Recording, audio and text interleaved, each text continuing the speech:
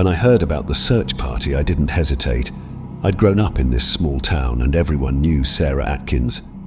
She was a quiet girl, a senior in high school, who'd gone missing the previous weekend after a hike in the mountains. I didn't know her well, but in a place like ours, news like that spread fast. People were worried, and when the sheriff's department announced a community search for her, nearly half the town turned up. The search was organized into groups, each of us assigned a section of the dense forest outside of town. The area was rugged, thick with trees, steep slopes, and narrow trails that seemed to vanish into the brush. I was grouped with 3 others: Max, a local hardware store employee, Lisa, a retired teacher, and Donnie, a guy I barely knew but had seen around town. We'd each been given a map of the search area, a flashlight, and a whistle to signal if we found anything.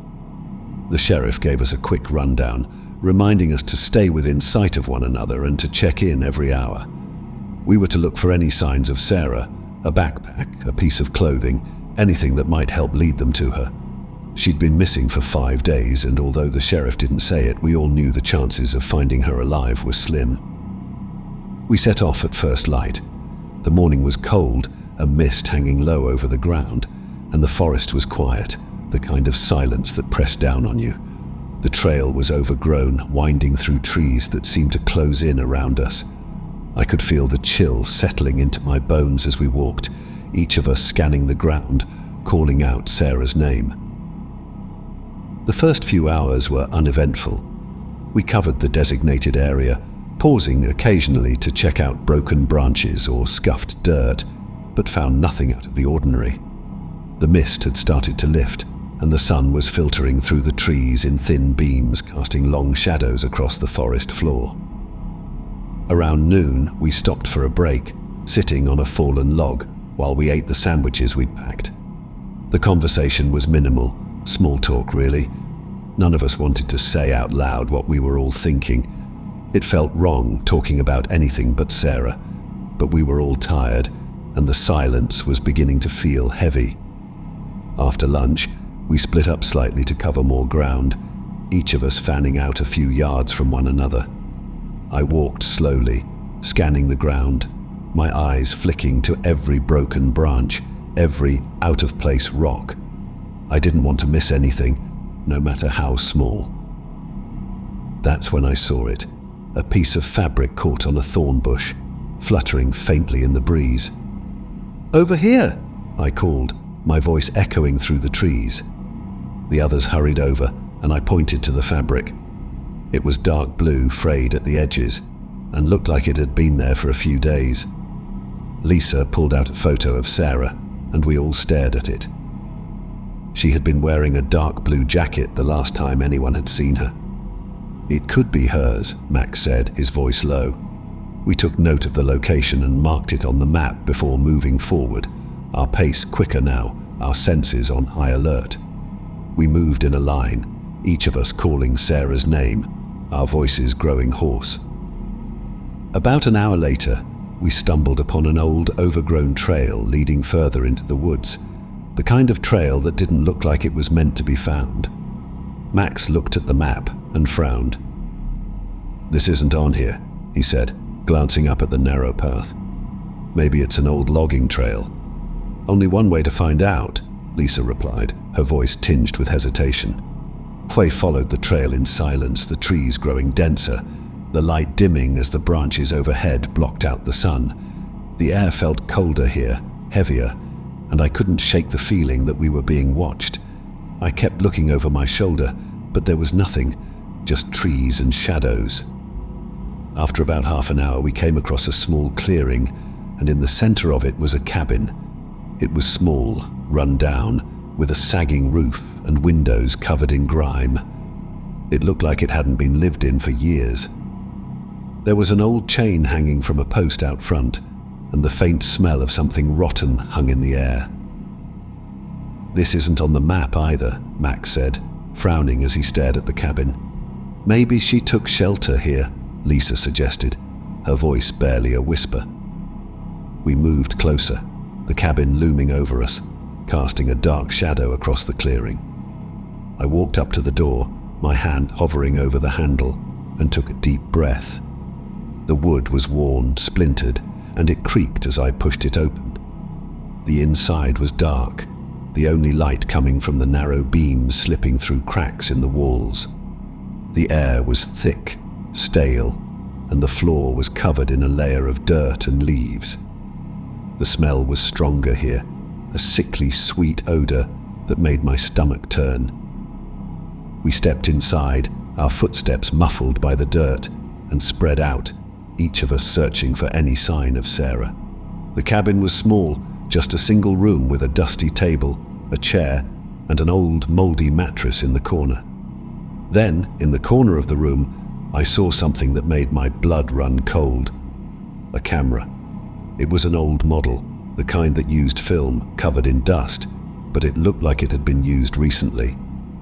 I picked it up, my hands trembling, and felt the weight of it in my hands.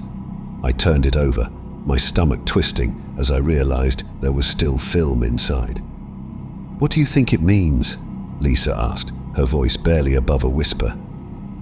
"I don't know," I replied, my voice shaking, but I knew this was a clue, something that could tell us where Sarah had been. As I was about to set the camera down, I noticed something else, a notebook, partially hidden under the mattress. I pulled it out, the pages worn and stained, and flipped through it. The handwriting was scrawled, messy, almost frantic. The pages were filled with dates, times, and strange notes, things like "observed from a distance" and "moves through the trees quietly." It felt like someone had been tracking her, watching her movements. A chill ran through me as I read, and I realized that this wasn't just a random cabin. Someone had been living here, someone who had been watching Sarah. I dropped the notebook, backing away, my heart racing. The others looked at me, their faces pale, and I knew they felt it too, the sudden, overwhelming urge to get out of there. "Let's go," I said, my voice barely a whisper. We left the cabin, the silence pressing down on us as we made our way back to the main trail. The forest seemed darker now, the shadows longer, and every sound made me jump. When we finally reached the search party, we told the sheriff what we'd found. He listened, his face grim, and promised to send someone to check it out.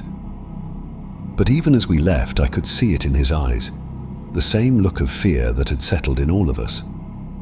A week later, they found Sarah's body, hidden in a shallow grave just a few miles from where we'd found the cabin. The police never confirmed if they caught the person who'd taken her, but rumors spread. People said that there was a man who lived in those woods, a man who watched hikers, campers, anyone who passed through. They called him the Watcher, a shadow in the trees who chose his targets carefully. I stopped volunteering for search parties after that, and sometimes when I'm hiking or walking through the woods alone, I still feel it, the sensation of eyes on my back, of something or someone watching me from the shadows.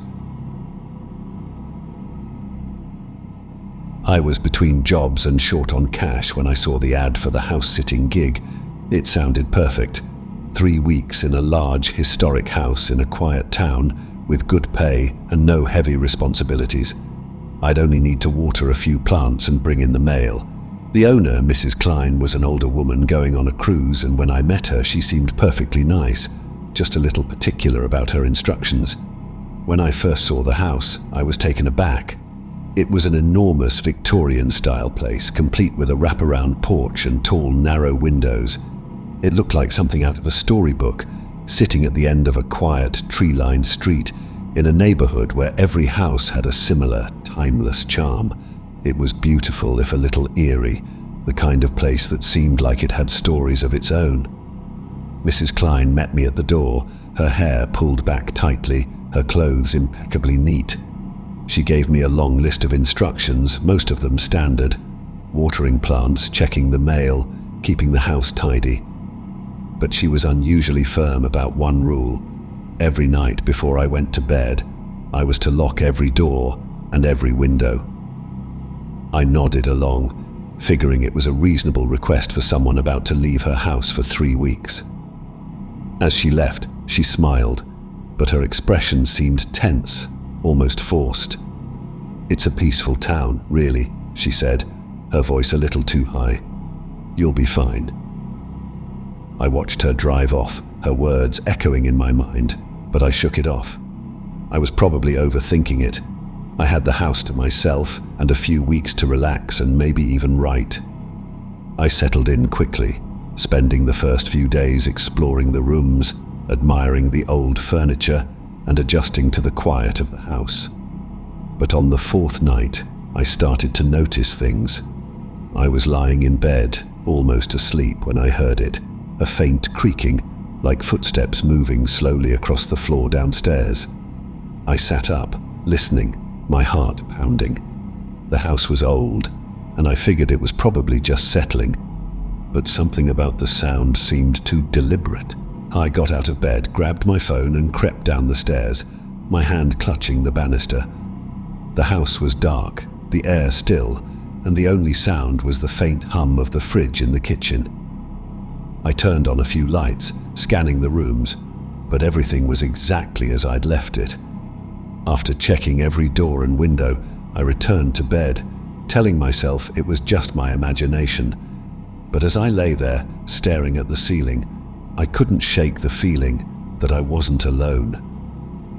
The next few nights were quiet, and I started to relax, thinking maybe I'd just been jumpy. But then, a few days later, I came back to the house after running an errand and found the back door unlocked. I was certain I'd locked it before I left.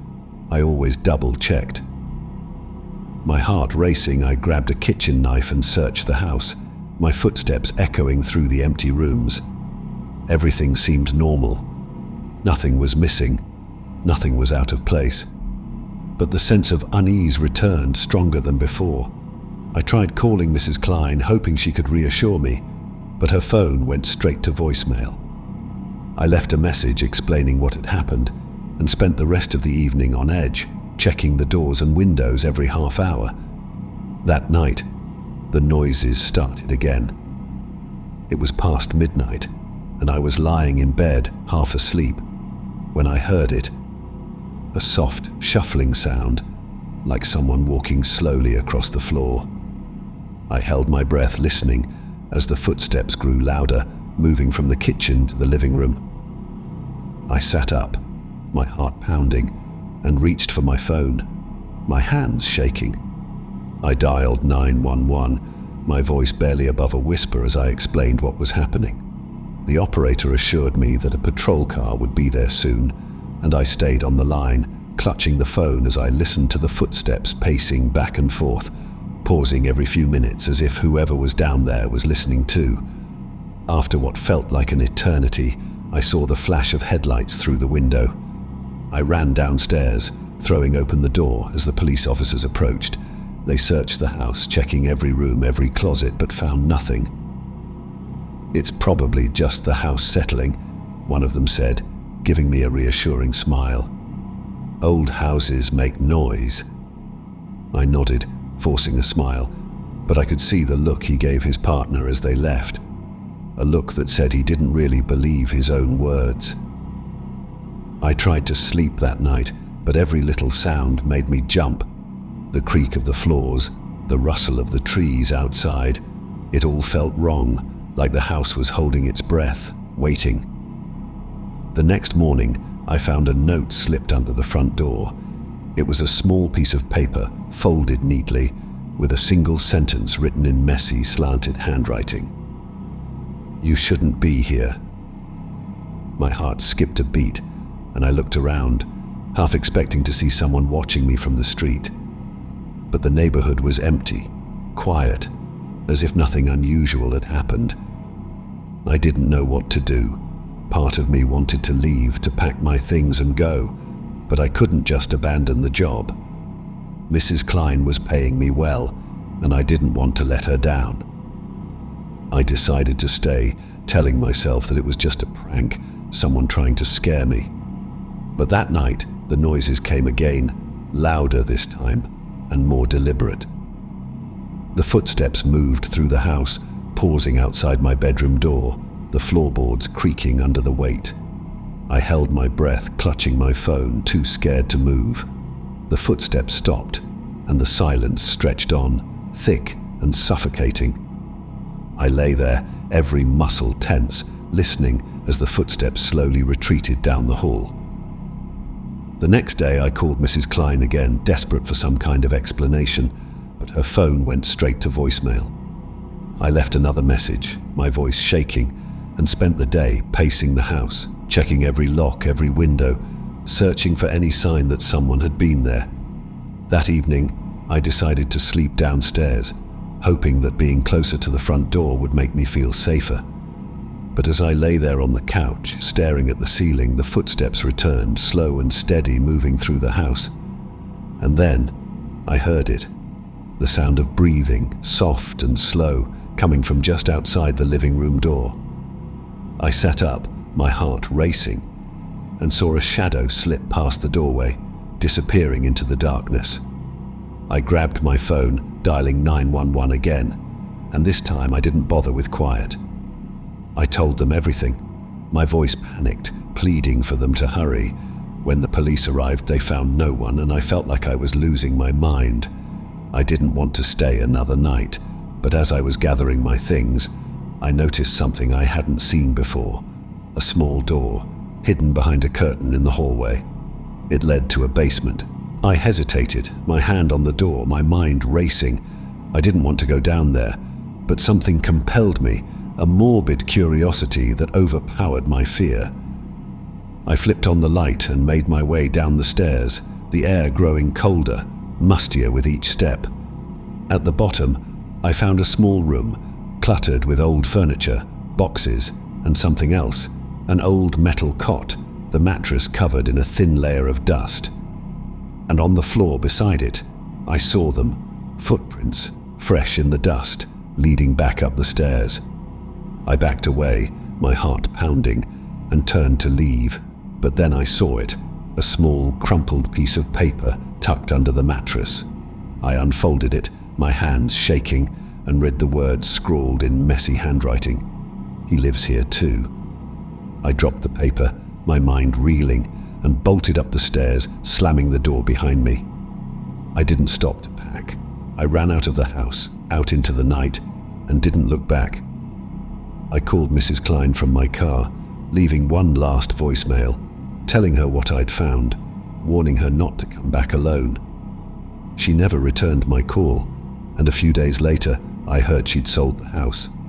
I never learned who he was, or how long he'd been living in that basement, but sometimes late at night, I think about those footsteps, that breathing outside my door, and I wonder if he's still there, waiting for the next person to come looking. I wasn't planning to take the job, but I needed extra cash. After moving to a new city, I'd been doing odd jobs to make ends meet, so when I saw the ad for a temporary assistant for estate sales, it seemed like easy money. I'd be helping out an estate liquidation company by organizing, cataloging, and setting up items for sales. The work was straightforward: clean out old homes, price things, and keep track of who bought what. The first few houses I worked were typical estates, deceased grandparents, downsizing retirees, but on my third week I was assigned to help at the Carpenter estate. According to my boss, the owner, Tom Carpenter, was a widower in his 70s who'd passed away without any immediate family. He'd been a bit of a recluse apparently, and when we got the call to handle his estate, the neighbors were almost relieved. They described him as quiet but intense, always watching from his windows, always keeping to himself. The house was in a neglected part of town, tucked away at the end of a long tree-lined street. It was large but unkempt, the yard overgrown, and weeds climbing the steps up to the porch. The paint was peeling and the windows were dark, giving it an almost haunted look. But as I told myself, it was just an old house. People were always assigning stories to places that looked like this. The front door was unlocked, and my boss had told me to go straight in and start cataloguing. I stepped into the dim foyer, the stale smell of dust and old wood hanging heavy in the air. It was darker than I'd expected, the thick curtains drawn over the windows, and my footsteps echoed through the silence as I made my way through the rooms. The house was cluttered, every surface covered in items, piles of papers, old books, mismatched furniture, and trinkets that seemed decades old. It was clear that Tom Carpenter had been a hoarder, his belongings accumulated over years, untouched, almost like a forgotten museum of his life. My job was to start in the living room, cataloguing and pricing everything I could, and I set to work, sorting through stacks of magazines, vintage lamps, and dusty shelves filled with figurines. As I worked, I felt an odd sense of unease, like I was intruding, but I shrugged it off.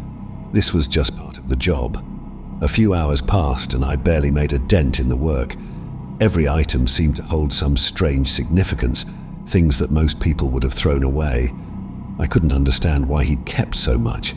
There was something unsettling about the sheer volume of stuff, like every object was a piece of a life he didn't want anyone to forget. Around noon, I took a break and went to the kitchen to grab some water. The kitchen was outdated, the wallpaper peeling, and every cabinet crammed with canned goods and utensils that looked untouched. It was as if Tom had been planning to live here forever, completely alone. Then, as I was about to leave the kitchen, I noticed a door tucked into the far corner.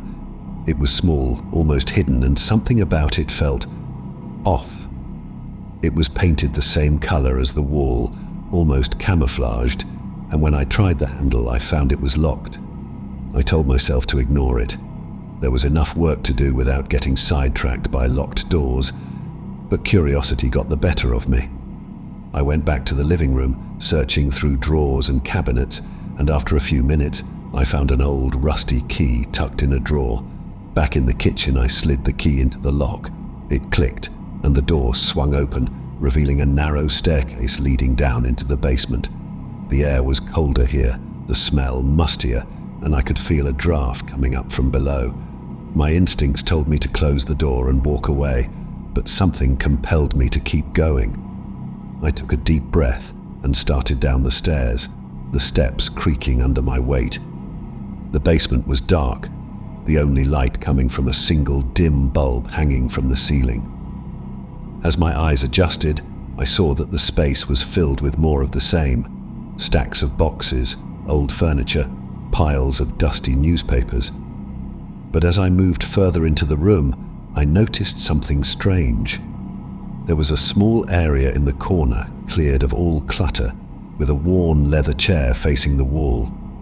On a small table beside the chair was a notebook, open to a page filled with scrawled handwriting. I picked up the notebook, feeling a chill as I read the words. They were repeated over and over, line after line, filling the entire page. They're watching, they're watching, they're watching. I flipped through the pages, my heart pounding as I saw the same phrase scrawled on every page, the writing growing messier, more frantic with each line. I closed the notebook, my hands shaking, and set it back on the table, a cold sense of dread settling in my stomach. And then I saw it, the corner of something sticking out from behind the chair. I reached down, pulling out a stack of old Polaroids, each one showing a different person, each face blank and staring, the eyes wide and unblinking. Some were taken inside the house, the faces illuminated by the flash, while others were taken through windows, the figures blurred, caught in motion. I flipped through the photos, my pulse quickening as I realized that the most recent ones weren't old at all. They were crisp, clear, like they'd been taken just days before. And then I found one that made my blood run cold. It was a photo of me, standing in the foyer, my back turned, taken just that morning. I dropped the photos, my breath coming in short gasps as I backed away, the realization sinking in. Tom Carpenter hadn't been alone here. Someone had been with him, watching, documenting everything, every visitor, every person who stepped foot in this house. My mind raced and I remembered something the neighbors had said, something about Tom having a son, a man who'd left years ago, no one knew where. But what if he'd come back? What if he'd been hiding here in the shadows watching me? I turned, my eyes darting around the basement, my pulse pounding in my ears. The silence felt heavier now, the darkness thicker, pressing in around me. I stumbled back up the stairs, slamming the door behind me, my mind reeling. I grabbed my things and bolted for the front door, the creak of floorboards echoing behind me as I ran through the house. As I reached the door, I glanced back, and that's when I saw him. A figure standing in the doorway to the kitchen, his face hidden in the shadows. I didn't wait. I threw open the door and ran to my car, fumbling with the keys, my hands shaking as I started the engine and peeled out of the driveway. I didn't look back, didn't stop until I was miles away, my heart still pounding, my mind racing with questions I didn't want answered. When I called my boss to quit, he seemed unfazed. "You're not the first to leave mid-job," he said, his voice calm, almost dismissive. "People get a little spooked sometimes. Old houses hold memories, you know." But I knew it was more than that. I never went back to that neighborhood, never even drove down that street again. And sometimes when I'm home alone, I find myself glancing over my shoulder, half expecting to see a figure in the shadows, a camera in hand, watching.